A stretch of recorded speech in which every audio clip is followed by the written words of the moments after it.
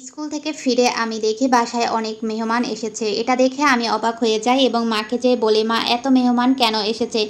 মা তখন বলে যে, "মা, তুই যা, যেয়ে রেডি হয়ে নে। সুন্দর একটা লাল শাড়ি রেখে দিয়েছি তোর বিছানার উপরে, সেই শাড়িটা তুই পরে নে।"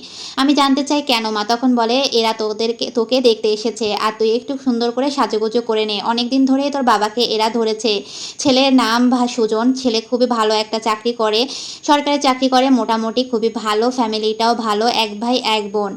তুই যা।" তখন আমি বলি, "মা, আমি এখনও পড়াশোনা করতে চাই আর তোমরা আমাকে এখন বিয়ে দিতে চাও? আমি মাত্র এসএসসি পরীক্ষা দিলাম, ইন্টার ফার্স্ট ইয়ারে ভর্তি হয়েছি।" মা বলে, "অসুবিধা নাই, তোকে পড়ানোর জন্য তারা রাজি হয়ে গিয়েছে, তুই শুধু যা, সুন্দর একটা শাড়ি পরে নে। আর তাছাড়া দেখলেই তো আর বিয়ে হয়ে যায় না।" মার কথা মতো আমি লাল শাড়ি পরে নিয়েছি, সাথে একটু লাল কাচের চুড়ি আর একটা টিপও পরেছিলাম। আমাকে নিজেকে নিজে আয়নায় দেখতেছিলাম আর অনেক সুন্দর লাগতেছিল। তখন আমি ছেলের সামনে গিয়েছিলাম, মানে সুজনের সামনে। তখন সে আমাকে অনেক প্রশ্ন করেছিল। সে করেছে এবং সে তার বাড়ির লোকেরা করেছে।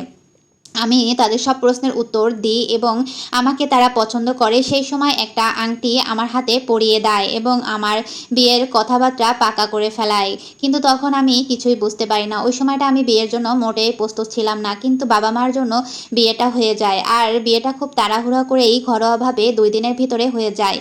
বিয়ের পরে আমি কিছুদিন পরে জানতে পারি বিয়ের সময় সুজন আর আমার শ্বশুর-শাশুড়ি আমার বাবা-মার কাছ থেকে নগদ টাকা নিয়েছিল ৫ লাখ।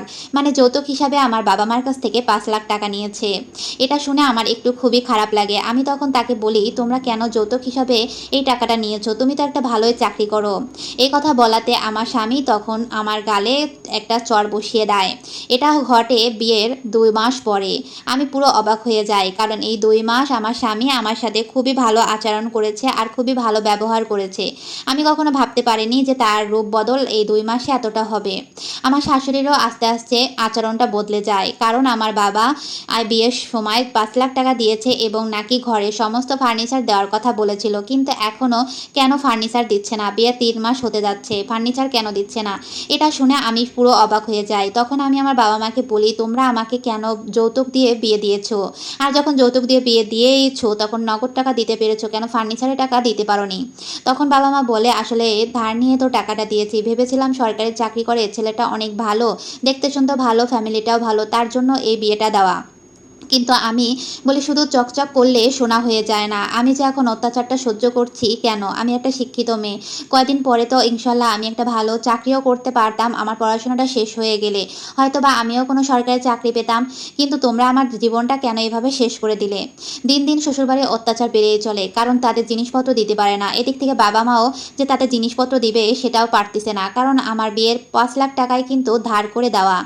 ধারের টাকা শোধ না করে কি করে আবার ধার নিবে আর সেই টাকা দিয়ে আমার জিনিসপত্র দিবে। কিন্তু এই কষ্টের কথা আমি কাকে বলবো? আমি তো আমার স্বামীকে বোঝাতে পারছি না। যৌতুকের জন্য হাজারো মেয়ে এভাবেই দিন, দিন অত্যাচার সহ্য হয়। শিক্ষিত ছেলে হয়ে কেন যে যৌতুকের টাকা নিতে চাই সেটাই তো বুঝি। বাবা-মাকেও বেশি চাপ দিতে পারি না। শাশুড়ির অত্যাচারও আর নিতে পারি না। শাশুড়ি অত্যাচার মুখ দিয়ে করে, হাত দিয়ে করে না। কিন্তু মুখে এত খারাপ, খারাপ ভাষা বলে যেটা সহ্য সীমার বাহিরে। আর আমার ননদ আর দেবর ভালোই আছে। তারা আমাকে কখনো কিছু বলে না। কিন্তু আমার স্বামী আর আমার শাশুড়ি অনেক অত্যাচার করে। আমাকে মুখ দিয়ে এমন, এমন কথা বলে, এমন, এমন বাবা-মাকে নিয়ে অনেক গালাগালি করে, আর যে গালাগালিটা সহ্য করার মতো নয়। আমি তাদেরকে বলতে চাই কেন তারা আমার সাথে এমনটা করে? তাদেরও তো একটা মেয়ে আছে। সেই মেয়েটারও যদি যৌতুকের জন্য তার শ্বশুর-শাশুড়ি এমন করে, হ্যাঁ, আমার শ্বশুরটা অনেক, শাশুড়ির ভয়ে শ্বশুর আমার কথা বলতে পারে না। তাই প্রতিটা বাবাকে বলতে চাই, কোনো মেয়েকে আর যৌতুক দিয়ে বিয়ে দিয়েন না।